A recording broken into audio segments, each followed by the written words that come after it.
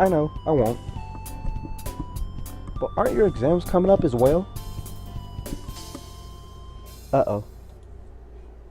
I was going to go over to Lucas' house and study over the weekend. Or something like that. Even for you, that's not a very convincing lie. Psychic. But I did make that up on the spot. It wouldn't kill you to have a bit of faith in me. If I said I'll study, I'll study. Really? You'll spend your whole Saturday afternoon doing math problems and reading your social studies notes? Social science notes? I haven't heard the term social science in a long time. I'm tempted to say what notes, but that really isn't the problem here. Well, would you look at the time? I'm sorry, that was a bad phrase. Well, would you look at the time? Don't change the subject. We're already late. Well then, we'll have to continue at lunch, right, Onisha? That smile is so much more endearing before you get to know her. Made it. I leap past the front door as the clock strikes 8 o'clock, inhaling a lungful of December air. Not bad, Mark. Not bad at all.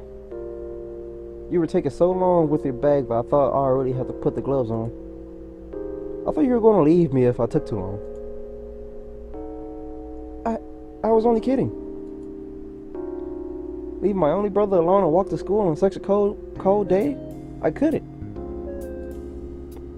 And yet you could practice your anime fighting techniques. And yet you could practice your anime fighting techniques on me. Well, when you look at it that way. But you know, mastery of the martial arts can be extremely important. What does that have to do with anything? It's important, really. Yeah, I know. Self-defense and all that. No, not just self-defense, it's an extra weapon in your arsenal. What? Okay, picture this. Imagine that you're fighting against an enemy who already knows your techniques. And why would I be doing that? Because the person challenged you. Because he kidnapped the princess. Use your imagination. But what if the princess is in another Oh my god, a Mario reference.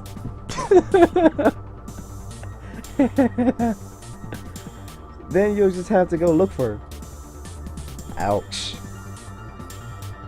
Anyway, let's say you end up in combat with someone who knows that you're good with long-range weapons like a crossbow. They already know your weakness. All they have to do is dash forward and fight at a closer range. The archer won't be able to react fast enough and the attacker will have the advantage. But what if you're using a mid-range weapon like a lance?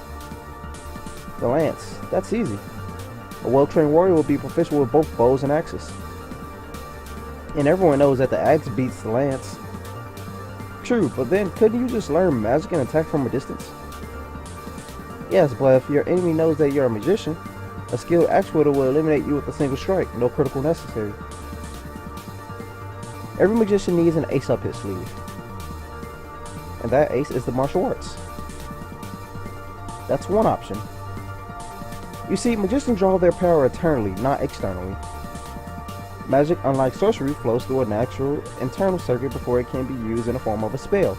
The use of these circuits can drain much of an amateur's magical energy, resulting in a weakening of a magic's combat ability. Oh my god, are they actually explaining the way that mana works? Oh my god.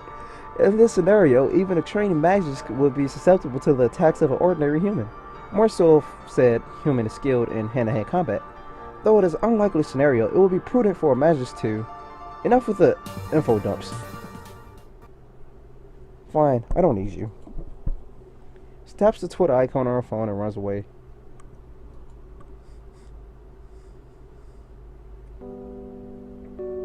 Okay, I may have been a bit hard on her back there. But this isn't bad outcome either. You think the streets would be a bit more busy in the morning, but no one ever passes by here. It's hard to get used to if you're from the city, but I've lived in the suburbs my whole life. I like the peace and quiet. It's nice. Lets your mind wander. Lets your mind wander to things you'd rather avoid.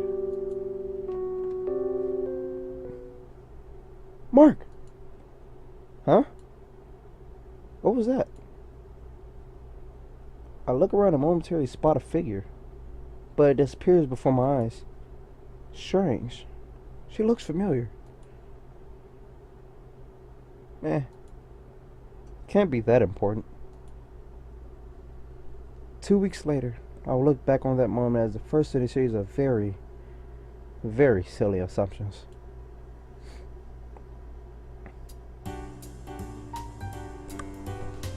Mark, you're actually early.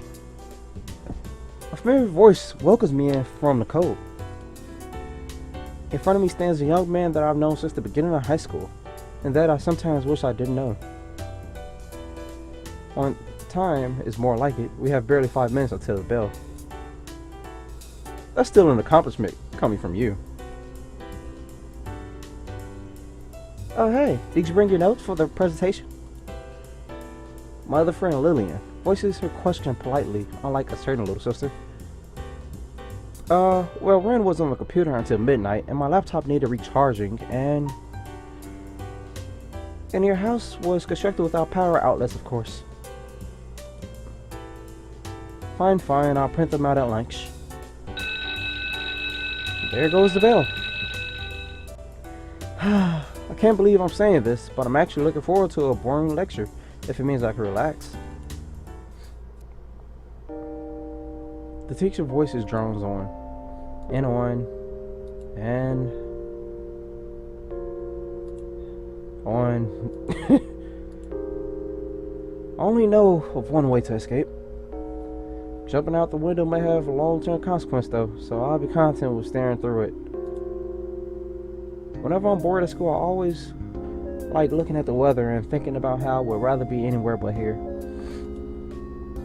Although fortune has treated me with nothing but a sadistic little sister and a pile of unfinished homework, this morning say maybe I'm better off in class after all.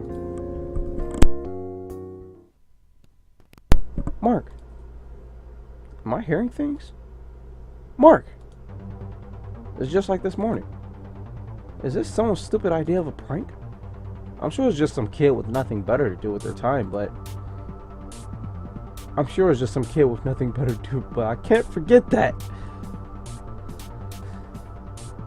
Alright, I know what I have to do.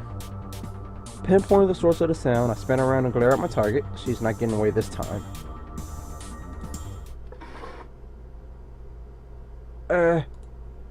The class stares at me. Lucas turns around. I sit back down. Awkwardly. Lunch, finally. No matter how many years pass, nothing beats the taste of cold meat and freedom. It's quiet. Lucas sighs audibly and I follow. I still don't get how Ren can sacrifice her lunch break to study for a test when she hardly ever studies at home. It's far from the strangest thing she's done. Point taken. So, how was the game I letting you? Alright. To be honest, I'm not really into those dating They're not dating sims. They're not dating sims if they don't have statistics. Whatever, it doesn't matter. I'll check it out when I get time. Right now, I'm busy with... I was about to say schoolwork, but that lie won't last a second. Stuff. Yeah, stuff. Mark, do you know what this means, don't you? I really think I can see the sunlight glint off those glasses. This means that you have yet to experience modern Japanese visual culture in all its glory. Can you please shut up now? Surely you found yourself taking a peek at Ren's DVD collection at some point in the past 16 years. Have you ever felt discontented with the path the story takes? I'll take that as a no. Protagonists always have a plot armor and suspense stories, and the main heroine always wins in romance. Even aside from being dumbfounded by the awkward transitions between two inherently different mediums, haven't you ever felt like the story isn't working? Does it feel like the main character is a brainless idiot and that you could do a much better job than him? Have you ever felt like giving that idiotic protag a punch in the face and telling him to choose the shy, innocent library girl over that deceitful Onation, Chara, who can't go on a date without thinking about her little brother? This statement may contain a slight amount of bias. At any rate, there is only one solution to a problem like these. You play the game. I sense an evil chuckle as he finishes, as if he wants to add, and soon you'll be just like me. Well, like I said, I get it. I'll get to it eventually. Lucas kicks his feet up. It really is a good game, though.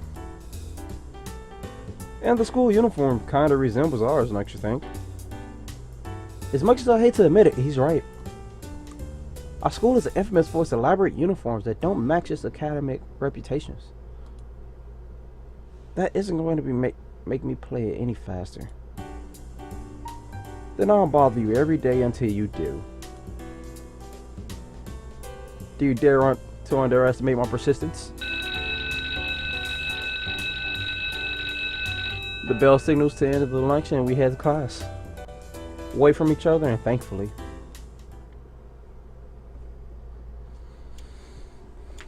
I did it. It took a few years, but I did it. I made it back, and it won't be long before I talk to him again. A clock ticks in the background as a girl gazes pensively out the window. I'm getting nervous just thinking about it. Nervous and a little excited. It's been so long. What do I do if he's changed?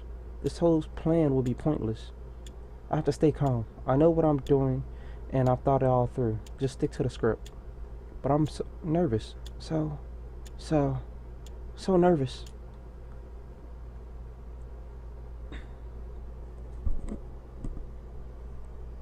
I like sunsets, I really do.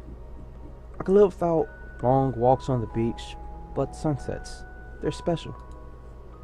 Cliche doesn't have to make things less special. Not that it matters much, storybook romances stay in the storybooks. It's just nice to catch a glimpse of stories sometimes, be it the MP3 shuffle gods granting divinely selected background music for a perfect twilight after a day of rain. Phew! Thanks again for the help. Don't worry about it. It's not like I have anything better to do. I slide down from the windsill, but my feet hesitate. Something about the red tint on the classroom Lenien's smile is discomforting. Discomforting and uncannily familiar. Does the school library always get this much work? I can see why you asked for a hand. No, the library usually maintains itself with the help of the teachers. We just have some extra things to take care of before the end of the term. Paperwork, mostly. Sounds tough. All work and no pay.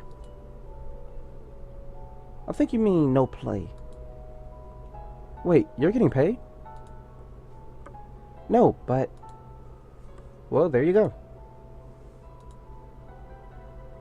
You win this one. Anyway, as I was trying to say, I don't mind the extra work.